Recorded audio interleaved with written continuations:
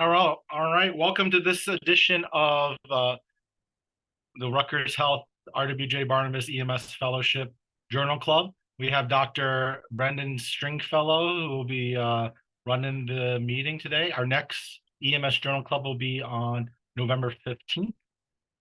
Stay tuned for that. And Dr. Stringfellow, go right ahead.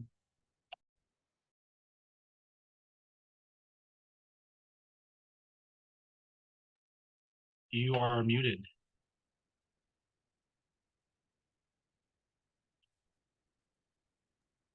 Can you hear me now? Yep, can hear you now. All right. Hey, guys. I'm Brendan Stringfellow. I am one of the EMS fellows this year. I'm going to be doing the journal club today. Just a little bit of background about myself, as long as I can get it to work. So I'm originally from South Jersey. Got into EMS at a pretty young age, as you can see in the top left there. In reality, I started doing EMS whenever I was 16. In high school, did it throughout college. I went to medical school at St. George's in Grenada, which is the beautiful campus you see on the bottom left. And then subsequently went to do my ER residency at Inspira in South Jersey, and I'm now here for my fellowship. I have no disclosures for the presentation. The articles that I was going to talk about today in Journal Club came out of pre-hospital emergency care. The first one was in 2019, was an article published in the journal, and then the other one came out earlier this year. The first one's outcomes of pre-hospital chemical sedation with ketamine versus Haldol and benzo versus restraint only. And then the other one, association of ketamine dosing with intubation and other adverse effects in patients with behavioral emergencies. So largely focusing on ketamine and sedation medicines during this journal club. Why did I pick this topic? The main reason I picked this topic is because coming up fairly shortly, we're going to be implementing or going forward with the new guidelines for which a lot of the sedation meds are going to be on your standing orders. So I wanted to be able to look at what the recent evidence has shown regarding these medications and physical restraints, et cetera, to prepare you guys to start to think more about anticipating complications that can arise whenever you give these medicines in the field. Granted that you guys are going to be able to give these medications without discussing it with a doc at first. So this is what the new restraint policy is going to be, for which you guys all should have received as of now. And then this is the medication policy. So within the state protocols, it does allow for Haldol as well as Versed. Even though I know that you guys don't carry Haldol on your trucks or droperidol, really your options are Versed and then ketamine. So really for like the more moderate agitation is where they describe utilizing Versed, and the more severe life-threatening agitation is where the protocols allow you to use ketamine. The dosing that they put into the protocols for the administration of ketamine is via intramuscular, and it'll be 3 to 4 milligrams per kilogram as a dose, with repeat dosing of 100 milligrams in 5 to 10 minutes. So just wanted to review that as as this is going to be something that you guys are going to be able to do. So going into the articles, the first article was outcomes of pre-hospital chemical sedation with ketamine versus Haldol and benzo versus restraint only. Came out in 2019 in Pre-Hospital Emergency Care, volume 23. The main clinical question that I took from this are like, what are the outcomes or adverse effects of ketamine use when compared to these other meds or physical restraint only for behavioral health emergencies? So going through the PICO questions that I'm going to be answering or talking about, just baseline outline for what's to come. So looking at the design of this study was a single center retrospective review. Was done at a more large urban academic center. I couldn't find the exact EMS agency in the article that the study was done on, but it was published out of Boston, Massachusetts. So I'm assuming one of the EMS agencies that's probably fairly large within the city of Boston. Time period of this study was from January of 2014 to February of 2018. Now within this study, they did separate it into like a pre and post model. So prior to November of 2014, the only available option they had in behavioral emergencies was a physical restraint model. They didn't have any ability to provide either Haldol or benzo or ketamine at that time. So all of the patients that they compared in the study for physical restraint only were in the time period from January of 14 to November of 14. In November of 14, they introduced IM Haldol and benzo, for which in the time period where IM Haldol and benzo were offered, as well as the time period of ketamine, no physical restraint only was completed, which allowed them to separate out into these different timeframes. Haldol and benzo was utilized between November 2014 and November 2016 when IM ketamine was introduced. One drawback of the study that I'll mention later is that during the ketamine timeframe of the study, Haldol and benzo was still offered as an option, and there was a certain amount of cases that still received Haldol and benzo, so that could skew the data a little bit. But otherwise, they focused on ketamine only after 2016, and the only Haldol and benzo they studied was between 2014 and 2016. The total number of patients was 214, and then this is the breakdown of the groups, how many patients were in each group or which leg. So looking at the population for their inclusion and exclusion criteria, they looked at all consecutive adults 18 years or older that were transported by EMS and were given a standing order intervention for combative or agitated behavior. Exclusion criteria for this were when medications were utilized other than reasons for being combative, such as RSI. Encounters where physical restraint was applied for non-combative patients, such as people in police custody that just needed transport for some other medical clearance. Encounters when the patient was transported to a hospital outside of the medical center system, for which it was more of a follow-up issue, and for what they were looking at in their outcomes was really included the ED data, and they weren't able to get that from the people that were transported out of the system. Encounters where the patient was identified in the PCR under the alias, so they couldn't really match their pre-hospital PCR name to the actual ED records. And then where patients received Haldol and benzo during when ketamine was available, there was 27 cases, which in the setting of a sample size of around 200 is not an insignificant number, that received Haldol and benzo for whatever reason instead of ketamine during the ketamine period. So this screen is, or this screenshot is just looking at some descriptive characteristics of what they wanted to really focus on in the study. So the highlighted differences or the highlighted areas on this table are really where they found a significant difference between groups.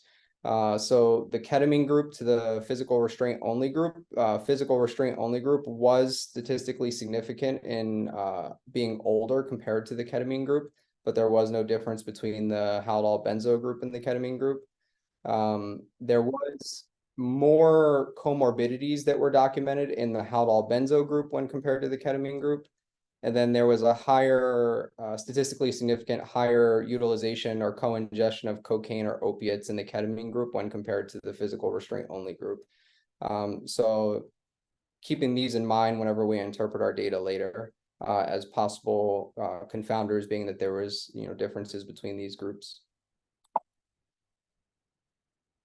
The intervention in this study was ketamine 4 milligrams IM based on estimated weight, which they then utilized physical restraints and then Haldol plus benzo as a comparison for this. The doses they used for the Haldol were 5 milligrams and then between 2 to 4 milligrams of either lorazepam or midazolam. Outcomes, there was no real primary outcome that they focused on. Instead, they rather described all of the outcomes sort of collectively as more secondary outcomes. Of them, the one they focused on the most, which I would infer as like more of the primary outcome, was the need for intubation.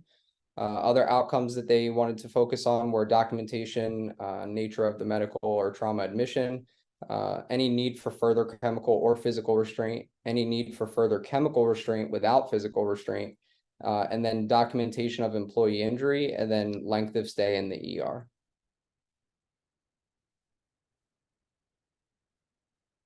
So looking at the outcomes for this study, there were some statistically significant findings, for which they did find that when comparing ketamine to Haldol and benzo, there was a significant increase in the rate of intubation, or how many patients were intubated when comparing those two groups, for which they use odds ratio and confidence intervals. So this confidence interval doesn't include one, therefore, making it a more statistically significant situation with an odds ratio of 8.77.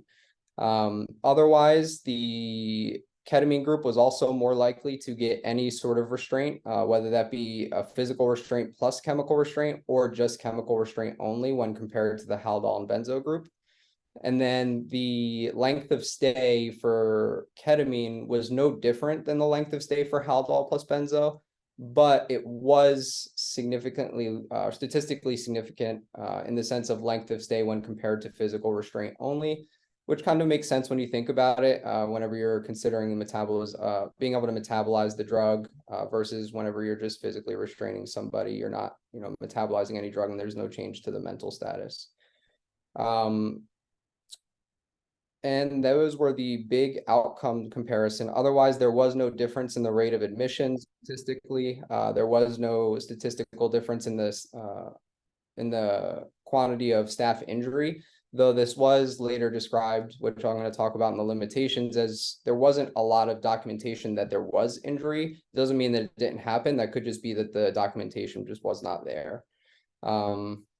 And that's a lot of what I wanted to take out of this slide. Looking specifically more at the intubated versus non-intubated subset of patients that received ketamine, and which is why I say that this was likely the primary outcome that they were focusing on, because then they broke it down into the people that received ketamine. Was there any difference between intubated versus not intubated patients?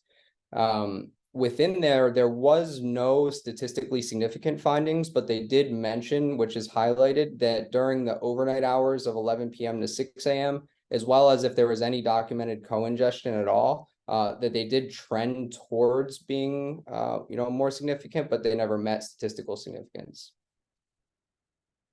Otherwise, there was no difference in characteristics between the intubated and non-intubated patients in the ketamine cohort. In regards to why these patients were intubated, they did comment that said that the people that were intubated in the physical restraint only subgroup were intubated due to organic or severe organic etiology or medical etiology. They weren't restrained in the setting of the behavioral emergency or due to the restraint that was administered. For which there was no significant difference between ketamine and physical restraint only in rates of intubation. But within that, you can infer almost the reason that the physical restraints were intubated was not because of the behavioral emergency. Otherwise, they did note that 6 of the 11 intubations in the ketamine group were from one ED provider. And then the other 5 were from 5 completely separate providers, for which they found that that was statistically significant in that there was, a lot of intubations happening from one person versus, just one from various other people. 63.6% of the patients that have received ketamine and 100% that received Haldol and benzo received additional chemical restraint prior to being intubated, which could also confound what we're looking for in the setting that, we're trying to predict whether our administration of the drug in the pre-hospital environment is going to ultimately lead to the intubation. And with more medications being provided in the ED or after the initial ketamine, does that change, the results of the study and how you can interpret the study from a pre-hospital environment? And the other thing that I want to note was that the chemical sedation that they were provided as the additional medication was never ketamine. It was always either antipsychotic or a benzo. Other ketamine complications that were reported that weren't studied or compared were that in the intubated patients, there were 2 cases of hypersalivation and then 1 case of hypersalivation and laryngospasm. And then in the non-intubated patients, there were 2 episodes of an emergence reaction, 1 of hypersalivation and 1 of laryngospasm.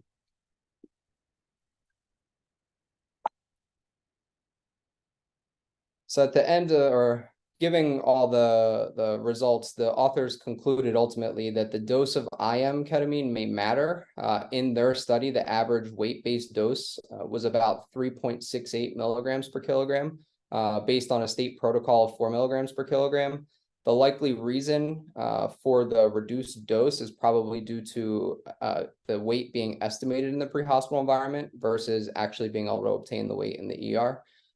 There was a lot of the talk around ketamine is due to the reported rates of intubation in this setting in behavioral health emergencies, for which some studies have reported anywhere from 20 to 60% of intubation rate in the setting of ketamine. However, in those study, there was higher doses that were utilized, for which the authors ultimately concluded that maybe this lower dose of about 3 to 4 would be better in a sense of preventing intubation in the long run. In the ED, greater regularization and familiarization with dissociated patients, as well as a standardized management tool set for refractory agitation, may lead to a lower frequency of intubations. And what they're getting at by this is saying that 6 of the 11 intubations happen from one provider. So then is it more so the ketamine, or is it that we have to focus on what was happening with that provider? What is that provider's comfort level with ketamine? Because 6 versus 1 and out of other providers is not something to just go unnoticed, and something that should be looked into as well. Limitations of this study was a small sample size. It was only about 200 patients. It was retrospective in nature. It was a single medical center study, which limits in the sense of local practice patterns. You can't necessarily make it more generalizable across the entire United States. You were unable to detail the exact degree of agitation or combativeness in the patients. Specifically in the ketamine group, there was the period where Haldol and benzo was still an option. Why did the crews decide to proceed with Haldol or benzo in that population versus, ketamine in another group? What was the degree of agitation or combativeness that led to that decision? And would the results have been different at all had every patient had just received ketamine? The other thing they noted was that employee injury was rarely documented to be reliable as an outcome measure. That being said, as this, in this study, how does it affect my care? Where do I take this going forward? I think from a larger standpoint, it allows you to start thinking about, what are the studies showing in the outpatient or in the setting of the research, and, what kind of things can I anticipate happening if I decide to use these types of medicines in the field? Using ketamine and then going into an ER with a dissociated patient, if there's not communication between when the ketamine was given, and how much was given and how the patient's presentation was, that could make the ED doc feel a little bit off. Also in the setting that they're not having as much decision making in providing the medication, for which we see that there was a decent amount of intubations by one provider. Can that happen? Absolutely. But I think it allows you to start thinking about overall, what are the complications that we are seeing, and what is the rate of those complications when compared to things just like Versed or Versed plus Haldol. And that's largely what I took away from this paper. Does anybody else have any comments or questions on this paper before moving on to the next one? When was this paper in relation to the Colorado incidents and the findings? Before, after, probably during, maybe? I'm not sure exactly. I would say probably during, but I'm not confident. So for those of you who are not familiar with what happened over in Colorado, essentially on video, there's a patient in quote unquote excited delirium or an agitated state. And on the police cam, you can see the police saying, give him that ketamine. So it would appear on the video that the police were directed medical care, which is not a thing. There's a whole Attorney General's report. I encourage you to review it, especially the fellows, because it's one of those things that this is exactly what cannot happen.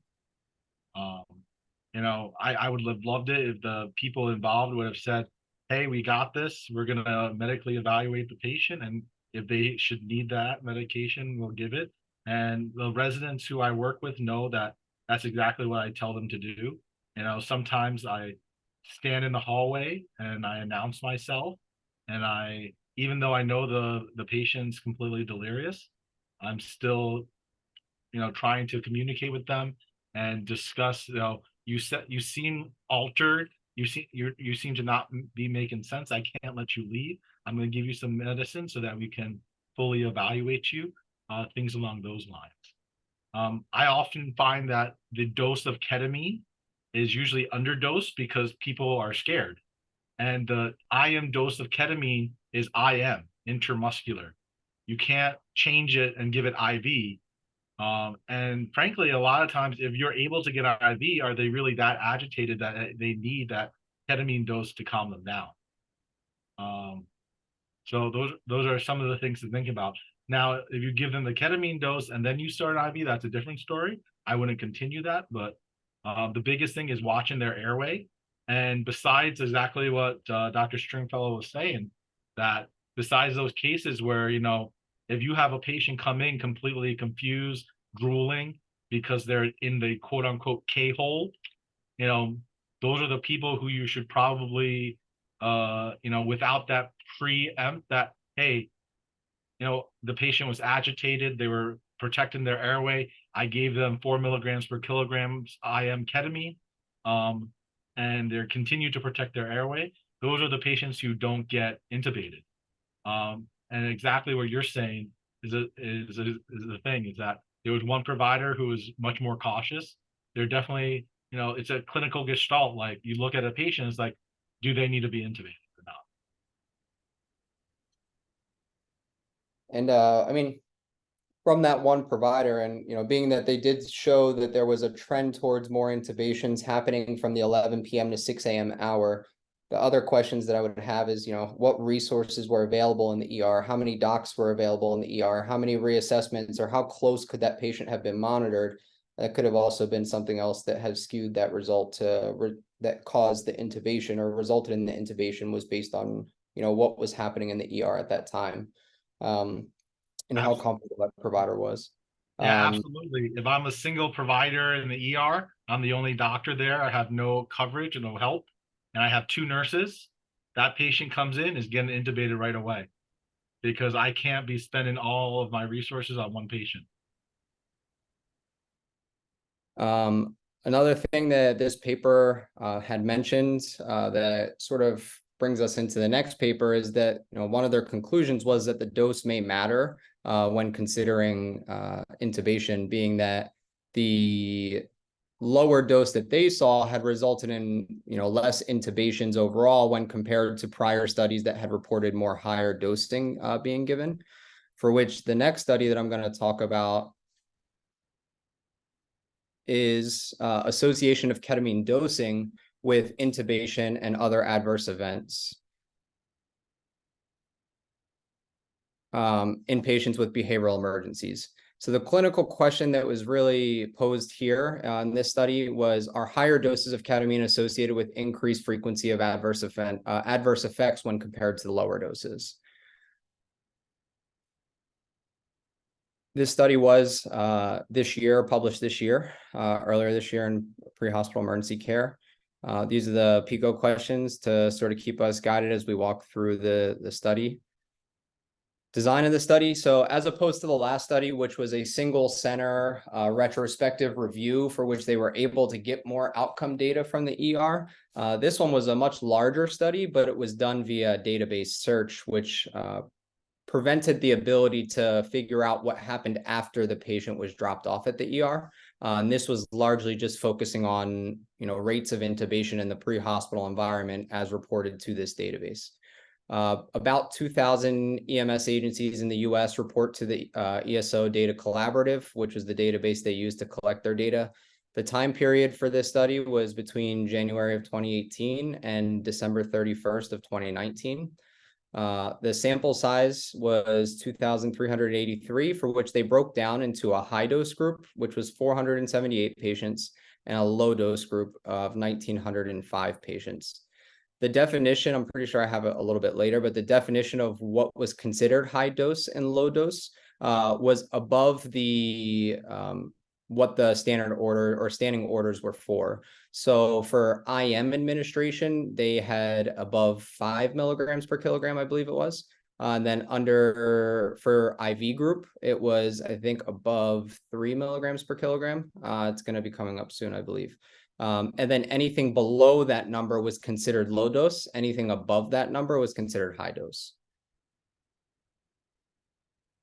Looking at the population, inclusion was all adult patients age grade 18 or older who had received either IV or IM ketamine and had a behavioral complaint, which was noted as being primary or secondary EMS clinician impressions that were behavioral or drug related in origin.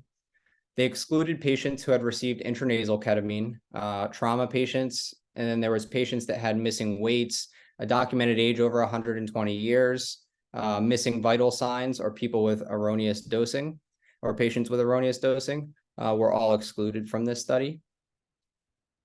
And this is just a diagram they included in the paper about how they came about their final patient number sample size.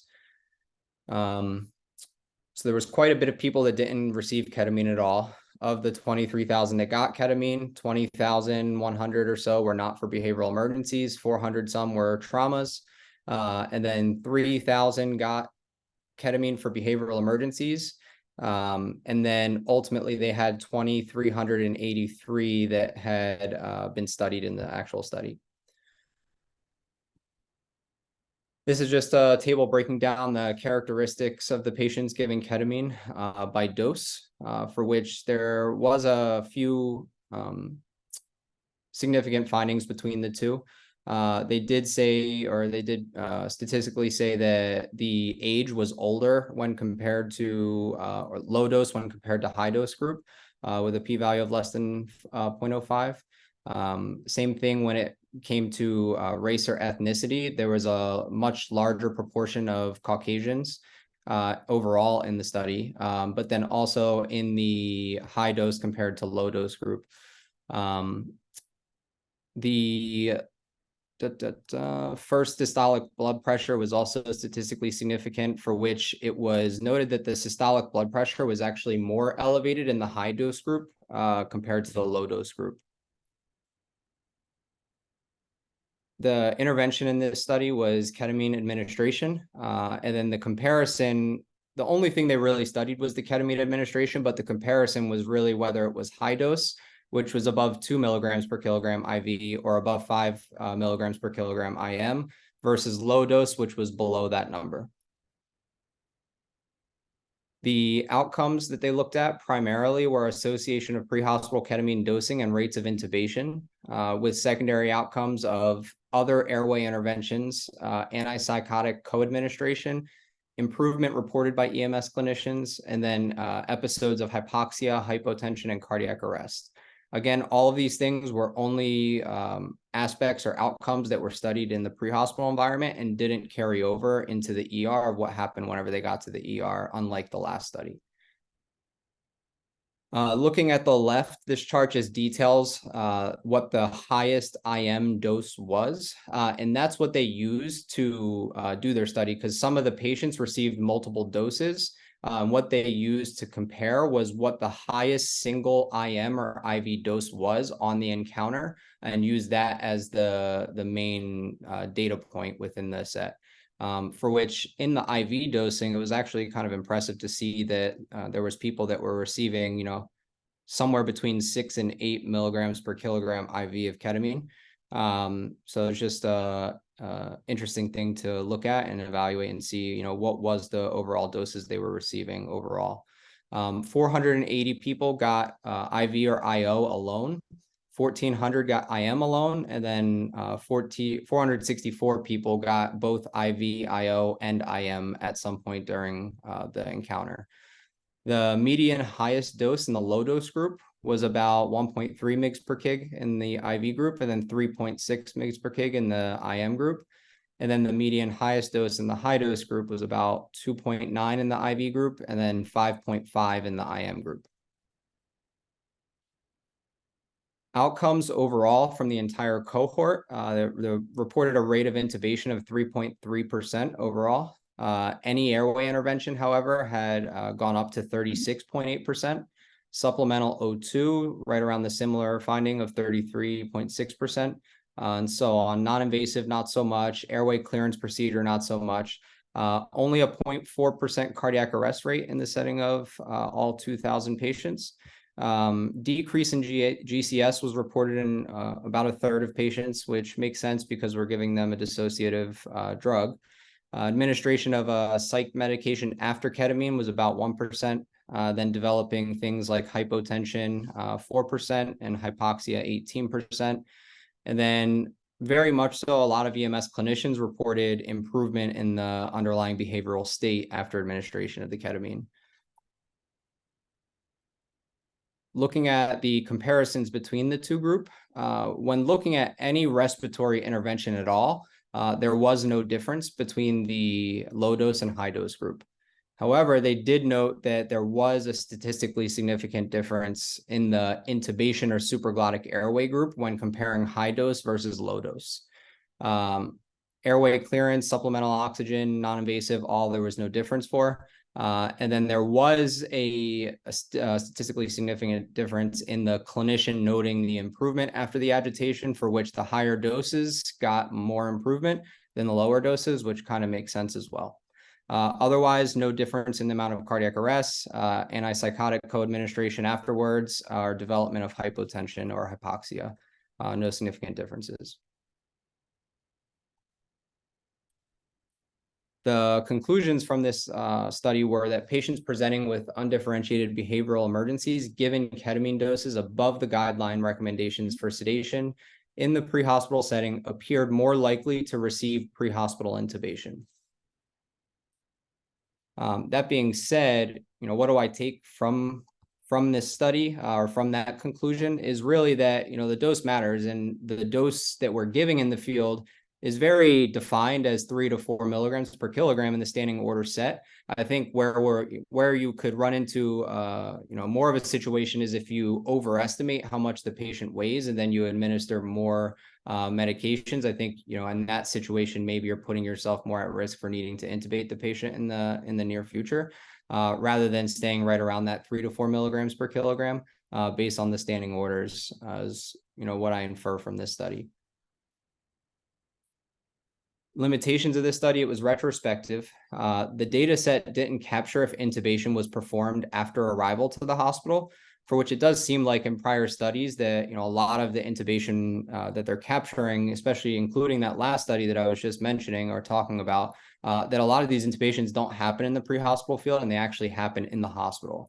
So when you compare a study that only has like a 3.3% intubation rate compared to other studies that are reporting 20, 60%, it bodes the question that, where were the intubations happening at within those other studies, and, were they in the ED, and what was the reason for that? They didn't specify why airway interventions were performed, because there were some patients that had no evidence of hypoxia, but were still placed onto oxygen supplementation and that sort of thing. So it's hard to interpret the data, being that there was no difference when people were, put onto oxygen supplementation for reasons that weren't, the indication.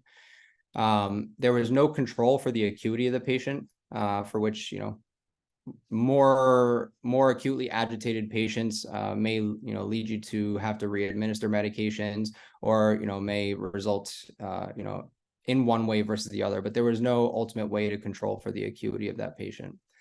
About 20% or so of patients were missing weights, for which they were excluded. Being that it was about 20% of the patients, that's a pretty large number, and I think creates a question of how would that affect the data set. And then the generalizability, only agencies that reported to the database are included. Don't know where those agencies are located within the US or globally. Could they all be on the West Coast and we're on the East Coast? Is it, local patterns? I don't know based on the data set, just because the only thing they said was that there was 2,000 agencies about. So how does this affect my care? I think that more so than anything, going into the standing order for ketamine, especially, is that, try not to overestimate weight. I think it's easy to say 100 kilos or 70 kilos and go off those numbers, but, do try and, give your best estimate, because some of these studies have shown that higher doses of ketamine have resulted in more complications and adverse effects, such as intubation. Likewise, I think these collectively, these studies, paint a picture that we need to be monitoring these patients. And after we give ketamine, end tidal is very important, pulse ox is very important, monitoring hemodynamics is very important, and any sort of deviations from those to consider some of these complications. Do I shy away from using ketamine due to these studies? I don't. I think that in the setting of a acutely agitated patient in the pre-hospital field, you gotta use what you gotta use, and ketamine is one of the things that we have in our toolbox. And I think as long as we use it cautiously and we monitor the patient safely, I think that we can have good success from it. But it is something to just know that there is a lot of research into ketamine for reasons such as the rates of intubation and such. And that's really what I take from this paper. Does anybody have anything else? Thanks, Dr. Stringfellow. I would just echo what you said, that historically we are, as EMS as a profession, are very poor at measuring actual weights. We have a bad tendency to round to easy numbers. And I think we just need to get in the practice of realizing, one, we almost always go high, and in that, keeping that in mind, round down. And then the other thing is we look at least with our RSI dosing, I don't know if I would assume we would go with this as well for this, that we should be using more towards ideal body weight as opposed to actual body weight when we're looking at ketamine dosaging.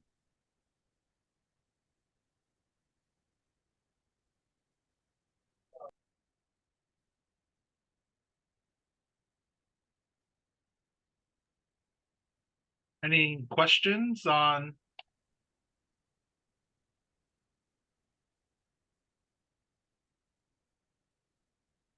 I think this is a pretty big topic.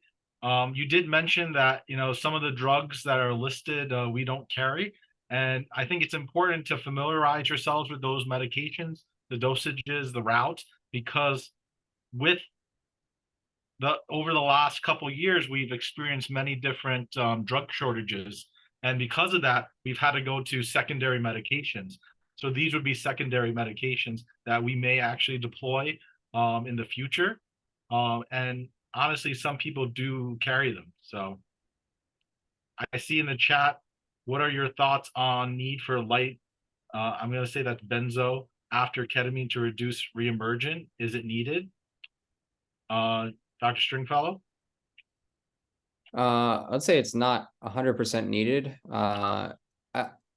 To my knowledge, I don't know, correct me if I'm wrong, but I don't know that benzos are the treatment for a reemergence reaction, being that like a reemergence reaction in my mind is like coming out of a bad dream. So I don't know if I would necessarily give a benzo in that situation. The situation where I would lean more towards a benzo is if you were experiencing sort of like a extrapyramidal type symptom, for if you had some sort of rigidity or some sort of issue with spasming or like a dystonic type reaction. For that, I may reach to a light dose of a benzo for. But in the setting of a reemergence reaction, I don't think that I would lean towards a benzo. Unless looking at some of the military, looking at some of the military models coming out of global war and terror, there were discussions about giving a benzo post ketamine. And part of that, it kind of boils down to if they were swinging going into the treatment, there was a tendency to see that on the outbound side as well. So depending on how agitated they were, would be raise your nexus suspicion to have that post ketamine dosaging.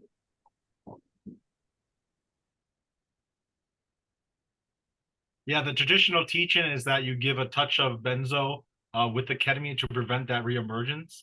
Most of that literature is with pediatrics and things like that.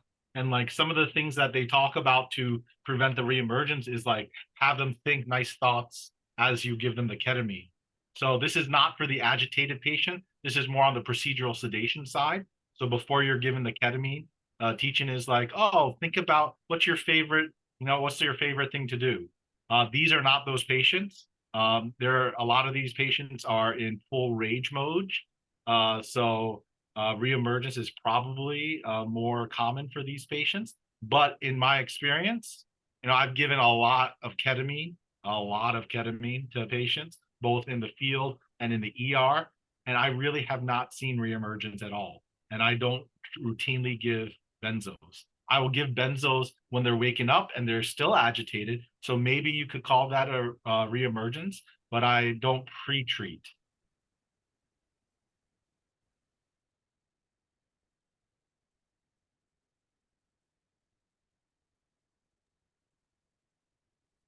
All right, if that's everything, thank you, Dr. Stringfellow. That was an excellent review. We have our next journal club will be November 15th, right before the holiday. We actually have the fellows are going to be out at the Far Hills race this coming weekend, as well as doing a cadaver lab where we'll be practicing some of our surgical skills. And everyone have a good weekend.